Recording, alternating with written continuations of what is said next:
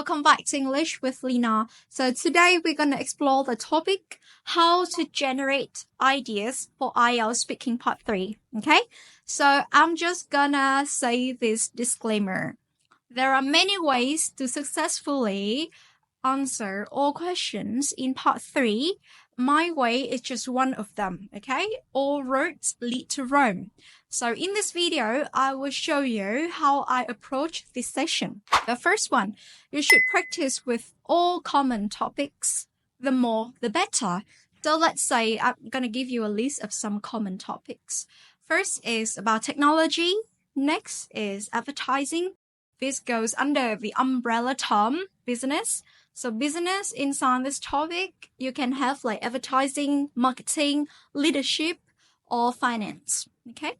Next is money. So it can be money in general or how to manage your personal finance. Okay. Then you have entertainment, art, education, and then your own achievement, like some prize or awards that you want to get or you have got them. So with these topics, build your vocabulary for all of this. Again, the more the better. So you not just memorize the meaning of a certain word, you try to understand the context. When do you use them? When would it be appropriate? And make sure your pronunciation is correct. So I'm gonna give you a link to my other video about how to practice your pronunciation for IELTS. So again, this is part 3. You must speak at length. The examiner does not expect you to give short answers like in part 1. So for the second part, you must answer straight to the point. Then explain your ideas in depth. Don't go off the topic. Never ever. Okay? So I'm going to give you this sample question. And then I show you the wrong approach and the right approach. This question, why is tourism important to a country? So for the wrong approach, some students may talk a lot about many tourism sectors in a country rather than actually answering the questions. It is dangerous because you may go off topic to the point that you don't remember the question to redirect your answer back to the right path. Again, you may end up talking a lot about tourism in general rather than giving a clear answer. Second problem is that you may talk too much about these tourism sectors and the examiner has to stop you at some point to move on to the next question. This is bad. You may leave the test room thinking that you have done a great job, but what you are daydreaming about can be far from the truth. Another situation when you think you have done a great job, but you haven't.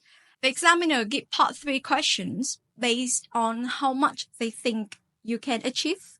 So let's say if they assume that you can get a 7.0 or above, they may give you more challenging questions. So I have encountered an examiner who just closed his question booklet and then looked at me straight into the eyes. And then he just started to ask many different questions out of the blue in part 3. On the contrary, if they think that you just get a 3.0 or 4.0, they may ask you some questions that they think you can answer. There are some simple ones that when you can answer them all and overestimate your score. So now I'm going to show you the right approach. Let's have a look at the question. Why is tourism important to a country? So I have highlighted all of the keywords here for you. Start strong by answering the question. Well, directly, just hit the target. Yeah. You can state your reason why it is important, your first reason here, and then expand on that idea for at least 2 to 3 sentences. And then after that, you may give an example if appropriate. Then you can state your second reason here. And then ideally, you also expand on your second reason like you have done with your first reason. But if the examiner stops you, then of course you have to move to the next question. And then the conclusion is optional. If you can have it, it's great.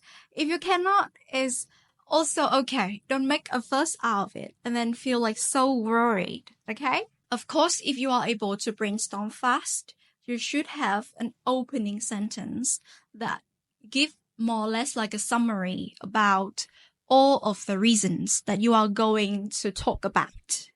However, let's be real here. While you may feel super nervous, you are under exam condition. You feel like really anxious, and then words do not come out of your mouth the way they would normally do, okay? So that's fine. That's totally fine. It's normal.